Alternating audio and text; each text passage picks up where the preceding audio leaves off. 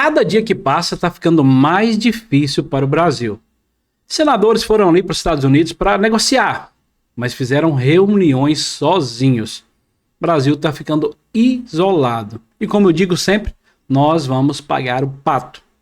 Meu nome é Denis Gonçalves, seu amigo conservador, patriota, e eu quero trazer para vocês aqui uma matéria da Jovem Pan, com o governador do Mato Grosso falando sobre essa questão do tarifaço. Vou trazer para vocês agora. Se inscreva no canal, curta, compartilhe, deixe o seu comentário, é muito importante que você deixe o seu comentário. E aperte o sininho das notificações. Vamos lá, vou colocar a matéria para vocês aqui. Tá vendo aí? Esse aqui é o governador do Mato Grosso. Vamos soltar a matéria aqui agora, tá? O senhor acredita que agora, essas frentes de negociações podem trazer de fato algum efeito concreto? Olha, Soraya, primeiro nós temos que reconhecer que houveram aí alguns deslizes por parte do governo federal logo no início, que o Trump erradamente, e acredito que equivocadamente, fez esse tarifaço com o Brasil.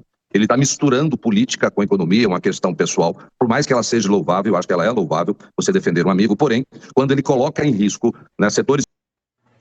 Quando ele fala aqui de defender um amigo, eu já falei isso várias vezes aqui. O Trump não está defendendo o amigo. O problema do Trump é com o Lula. Não tem nada a ver com Jair Messias Bolsonaro. Na realidade, o Trump quer um aliado. Pode ser Jair Messias Bolsonaro, pode ser Eduardo, pode ser Tarcísio, qualquer um que esteja do lado dele. Ele não está defendendo um amigo, não. Isso aqui eu discordo do Mauro Mendes. Importantes da economia brasileira e até mesmo do consumo americano, ele age com certo deslize, porque isso pode trazer, seguramente vai trazer consequências. Mas quem conhece o Trump um pouco, e nós temos observado todo o seu comportamento ao longo dos últimos meses, desde que ele reassumiu a presidência dos Estados Unidos, ele tem esse estilo muito agressivo. Ele fez isso com a China, fez com a União Europeia e agora ele mirou o Brasil. Todos nós sabemos que o governo brasileiro andou falando algumas coisas que irritou os americanos, principalmente o Trump, com relação ao dólar, com relação a algumas críticas que saíram daqui, comentários extremamente desnecessários. Fato é, gerou essa situação. Ele insistiu muito na tese, e eu acredito, Soraya, que dificilmente ele vai voltar atrás agora no primeiro momento e nós vamos amargar as consequências, porque quando ele criou o problema, por mais que eu acho que ele esteja errado, e muitos brasileiros nós achamos que ele esteja errado, ele é o presidente da maior economia do planeta, ele tem grande capacidade de fazer esse jogo e nós temos que ter a inteligência de jogar corretamente. Não com desdém, não com piadinha, como aconteceu no início, e agora nós estamos correndo atrás de um possível e quase que real prejuízo que vai acontecer a partir do dia 1º. E os danos serão grandes, Soraya, porque não é só os 50%, isso pode desestruturar algumas cadeias importantes aqui no Brasil, se isso perdurar por muito tempo. O governador, já é possível. Vamos só até aqui, olha só. Isso aí é complicadíssimo. Como o governador disse,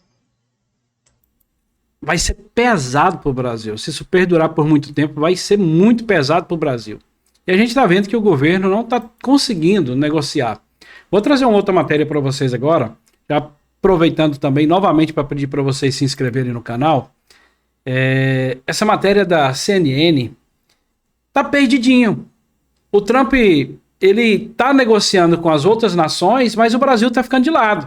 A União Europeia já fechou acordo, o Japão já fechou acordo. E eu vou trazer essa matéria da CNN aqui para vocês aqui agora, para que vocês vejam o que está acontecendo com o Brasil de Lula. Essa matériazinha aqui da CNN, gosto de citar a fonte para vocês. A informação que a gente tem, um secretário de Trump, Yazbek, falou, começa dia 1º de agosto e não vai ter prorrogação. Traz pra gente, por favor, o que Trump diz sobre essas negociações com os outros países, apesar de não citar o Brasil.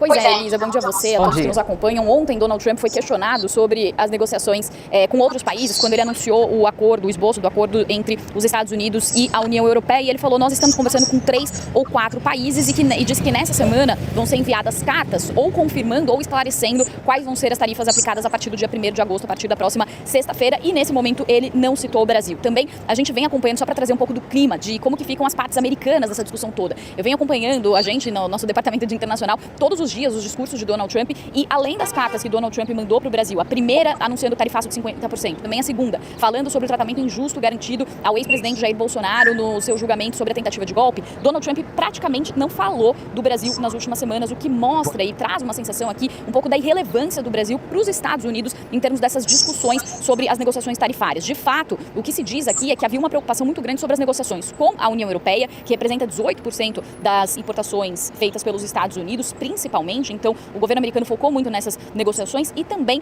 sobre a China, que se a gente não considerar o bloco europeu, a China é o principal parceiro comercial dos Estados Unidos. Então, se juntar a China, a União Europeia e alguns 2, 3 países, e Canadá e México, perdão, isso já representa 60% das importações americanas. Então, esses são os países que foram os principais pontos de atenção por parte do governo americano. O Brasil representa apenas 1,3% das importações dos Estados Unidos, e é por isso que há uma percepção também de que o Brasil, para Donald Trump, está sendo visto ali como um jogo político. Então, essas discussões e essas negociações com o Brasil acontecem em outro tipo de esfera. Enquanto com outros países, Donald Trump conversa ali, avaliando as questões econômicas, na sua mentalidade transacional, de querer sair ganhando nessas discussões. No caso do Brasil, o Donald Trump enxerga o Brasil como uma possibilidade de falar com essa base, com o MAGA, com o Make America Great Again, ao bater no presidente Lula e ao defender o ex-presidente Bolsonaro. Então, é isso que Donald Trump enxerga ao fazer as negociações com o Brasil. Enxerga uma negociação estritamente política. Tanto é, Elisa, que eu até conversei...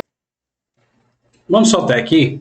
Ou seja, o Brasil está se achando mais do que é. Né? Para o Trump, 3%. A União Europeia ali, 18%. E a China, o principal parceiro econômico. A China já se dobrou.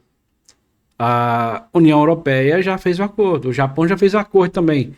Bilhões sendo enviados para os Estados Unidos de acordo. E o Brasil? Faz as piadinhas de jabuticaba, de dar truque na cara do Trump. Quem vai pagar isso? É o povo? É o povo. E a culpa é de quem? Do Lula. O Lula poderia guardar sua linguinha dentro da boca, negociar com o Trump.